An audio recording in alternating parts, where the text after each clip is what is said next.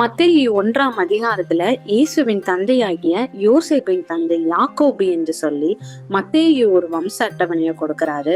ஆனால் லூக்கா 3ஆம் அதிகாரத்துல யோசேப்பின் தந்தை ஏலி என்று சொல்லி லூக்கா ஒரு வம்ச அட்டவணைய கொடுக்கிறாரு. ஆனா இந்த 2 வம்ச அட்டவணையும் தாவீது வம்சத்துல இருந்துதான் வருது. சரி, ஏன் இந்த முரண்பாடுகள்?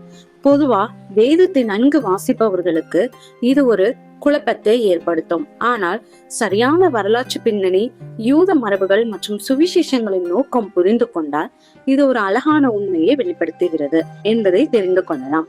முதல்ல இந்த மத்தேயு யாருன்னு தெரிஞ்சுக்கலாம். இந்த மத்தேயு ஒரு வரி வசூலிப்பவர். 12 அப்போஸ்தலர்களில் இவரும் ஒருவர். இந்த மத்தேயுவிற்கு இன்னொரு பெயர் லேவி. எப்படின்னா மத்தேயு 9:9ல இயேசு ஆயத்துறையில் உட்கார்ந்திருந்த மத்தேயு என்னும் ஒரு மனுஷனை பார்த்து எனக்கு பின் சென்று வா அப்படின்னு சொல்றாரு.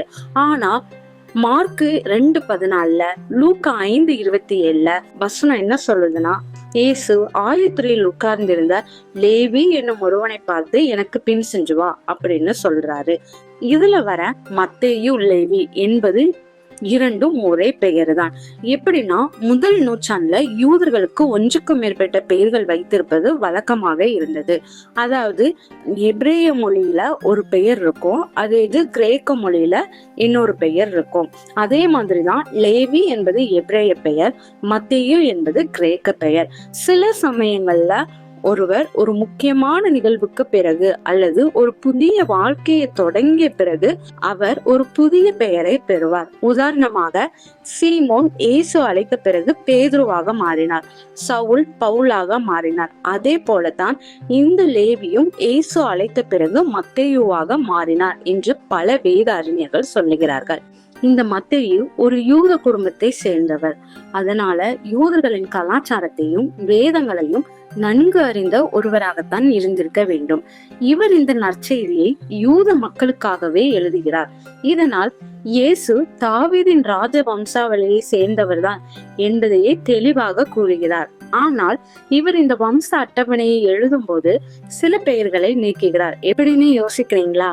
மத்தேயு 1ஆம் அதிகாரம் 8ஆம் வசனத்துல யோராம் உசியாவை பெற்றான் அப்படின்னு மத்தேயு சொல்லி இருக்கிறாரு. ஆனால் 1 நாளாகமம் 3ஆம் அதிகாரம் 11-12ஆம் வசனத்தை பாத்தீங்கன்னா யோராம் அகசியாவை பெற்றான், அகசியா யோவாசை பெற்றான், யோவாஸ் அமத்சியாவை பெற்றான், அமத்சியாக்கு அப்புறம் அசரியா வராரு. அசரியா யாருன்னா அசரியா தான் இந்த உசியா. அசரியாவுக்கு இன்னொரு பெயர் தான் உசியா. எப்படின்னா 2 நாளாகமம் 25-26ஆம் அதிகாரத்தை வாசித்து பார்த்தால் உங்களுக்கு புரியும். சரி, எதுக்காக இந்த மத்தேயு சில தலைமுறைகளை விட்டுட்டு எழுதுறாருன்னா, மத்தேயு இந்த வம்சாவளியை 3 சம தொகுதிகளாக பிரிக்கிறாரு.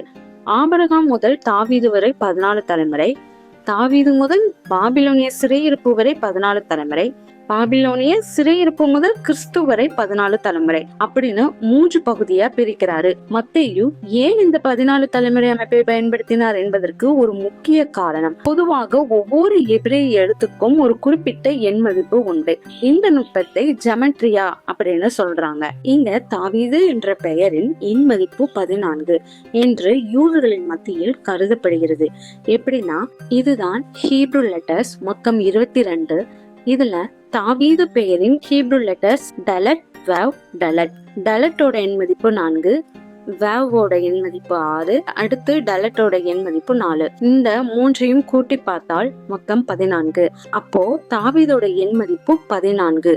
இந்த 14 என்ற எண்ணை பயன்படுத்திதான் மத்தேயு இந்த தலைமுறை எழுதியிருக்கிறாரு. அதனால சில தலைமுறைகளை நீக்க வேண்டி இருந்தது என பல வேத அறிஞர்கள் சொல்லுகிறார்கள். குறிப்பா மத்தேயுவின் நோக்கமே இயேசு தாவீதின் ராஜ வம்சத்தில் இருந்துதான் வந்தவர் என்பதை யூதர்களுக்கு நிரூபிப்பது இவரின் முக்கிய நோக்கம். அதனால தன்னுடைய சுவிசேஷத்தை இயேசுவின் வம்சாவளியில இருந்தே ஆரம்பிச்சிருக்கிறாரு. இப்போ லூக்கா என்ன சொல்றாருன்னு பாப்போம். முதல்ல இந்த லூக்கா யாருன்னு பாப்போம். கொலோசையர் 4ஆம் அதிகாரம் 14ஆம் வசனத்தில் லூக்கா ஒரு வைத்தியர்னு சொல்லப்படுகிறது. இவர் அப்போஸ்தலனாகிய பவுலின் பயணங்களில் ஒரு நெருங்கிய துணையாக இருந்தார். இவர் யூதர் கிடையாது, யூதர் அல்லாத புறஜாதி கிறிஸ்தவர். இவர்தான் லூக்கா நற்செய்தி, அப்போஸ்தலர் என 2 நூல்களையும் தெயோபிலு என்கிற ஒருவருக்கு எழுதியுள்ளார். இவர் எழுதும் போதே ஆதி முதல் எல்லாவற்றையும் திட்டமாய் விசாரித்தறிந்ததை தான் நான் எழுதுகிறேன் அப்படின்ட்டு தெளிவா சொல்லிட்டு தான் எழுதுறாரு. இது லூக்கா 1:3 இது சொல்லப்பட்டிருக்கிறது. இப்படி இருக்கும்போது லூக்கா எப்படி யோசேப்பின் தந்தை ஏலின்னு சொல்லியிருப்பாரு? கண்டிப்பா அவர் தப்பா சொல்வதற்கு வாய்ப்பே இல்ல. அவர் எல்லாத்தையும் தெளிவா கேட்டு விசாரிச்சுட்டு தான் எழுதுறாரு. அப்போ கண்டிப்பா அவருக்கு தெரிஞ்சிருக்கும் இயேசு தாவீதின் ராஜாவளி வம்சத்திலிருந்து தான் வர வேண்டும். சில வேத அறிஞர்கள் இதை 2 விதமாக சொல்லுகிறார்கள். ஒரு சிலர் இதை மரியாளின் தகப்பன் தான் ஏலி, மரியாளும் தாவீதின் வம்சத்தில் இருந்து வந்தவர் தான் என்பதை இந்த லூக்கா கூறுகிறார். எப்படி என்றால், யூதர்களின் முறைமைப்படி வம்ச அட்டவணை ஆணிடமிருந்து தொடங்குவதால் அவர் யோசேப்பை மருமகன் என்று சொல்வதற்கு பதிலாக மகன் என்று சொல்லி வம்ச அட்டவணையை எழுதியிருக்கிறாரு அப்படின்னு சொல்றாங்க. இன்னும் ஒரு சிலர் ஏலி யோசேப்பின் வளர்ப்பு தந்தையாக கூட இருக்கலாம். வளர்ப்பு தந்தையும் ஒரு தாவீதின் வம்சத்தில் இருந்து வந்தவர் தான் என்பதை இதில் லூக்கா கூறியுள்ளார் அப்படின்ட்டு ஒரு சிலர் சொல்றாங்க. ஆனா இது உண்மையாகவே லூக்காக்கு மட்டும்தான் தெரியும் இது எந்த அர்த்தத்துல எழுதியிருக்கிறாருன்ட்டு. ஆனா அவர் கண்டிப்பாக தப்பா எழுதுவதற்கு வாய்ப்பே இல்லை என்பதை நான் நம்புகிறேன். இது லூக்கா 1:75 செகரியா என்பவர் சொல்றாரு, தம்முடைய தாசனாகிய தாவீதின் வம்சத்திலே நமக்கு இரட்சணிய கொம்பை ஏற்படுத்தினார். இந்த செகரியா யாருன்னா ஒரு லேவி கோத்திரம். இவருடைய மனைவி எலிசபெத்தும் ஒரு லேவி கோத்திரம். தேவதூதன் மரியாள் கிட்ட உனக்கு இனத்தாளா இருக்கிற எலிசபெத்தும் கர்ப்பம் தரித்திருக்கிறாள் அப்படின்னு சொல்றாரு. இப்போ இத வச்சு மரியாள் லேவி கோத்திரம், அதனால இயேசுவும் லேவி கோத்திரம் அப்படின்ட்டு சிலர் சொல்றாங்க. இத பத்தி வேறு ஒரு வீடியோவில் தெளிவாக சொல்லி இருக்கிறேன். கீழே டிஸ்கிரிப்ஷன்ல லிங்க் கொடுத்திருக்கேன், வீடியோவை போய் பார்த்துக்கோங்க. இப்போ இந்த செகரியா வீட்டுக்கு தான் மரியாள் வராங்க. கண்டிப்பா மரியாள் தேவதூதன் தன்னை சந்திச்சது, பரிசுத்த ஆவியினால் தனக்கு குழந்தை பிறக்கும்னு சொன்னது, அது தேவனுடைய குமாரன் எனப்படும் என எல்லாத்தையும் கண்டிப்பா சொல்லியிருப்பாங்க. ஏன்னா தேவதூதன் சொல்ல போய் தான் எலிசபெத்து வீட்டுக்கு மரியாள் வராங்க.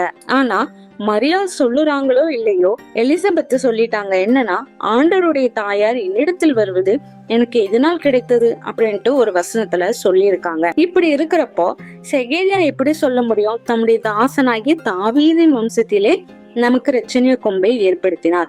மரியாள் லேவி கோத்திரமாக இருந்திருந்தால் கண்டிப்பா செகரியா இப்படி சொல்லி இருக்க மாட்டாரு. எனவே மரியாளும் யூதா கோத்திரம் தான் என்பதை நான் நம்புகிறேன். இந்த வசனங்களை எல்லாம் வைத்து சிலர் இயேசு மேசியா கிடையாது, பைபிள் சொல்வதெல்லாம் பொய் அப்படின்ட்டு சொல்றாங்க. வேதாகமும் என்றைக்கும் பொய்யாகாது, இதை நான் உறுதியாக நம்புகிறேன். இயேசுதான் மேசியா, அவர் மீண்டும் வருவார் என்பதை நான் தெளிவாக நம்புகிறேன். உங்களுடைய கருத்துக்களை கீழே கமெண்ட்ல ஷேர் பண்ணுங்க. வீடியோ பிடிச்சிருந்தா லைக் பண்ணுங்க, ஷேர் பண்ணுங்க, சேனலை மறக்காம சப்ஸ்கிரைப் பண்ணுங்க.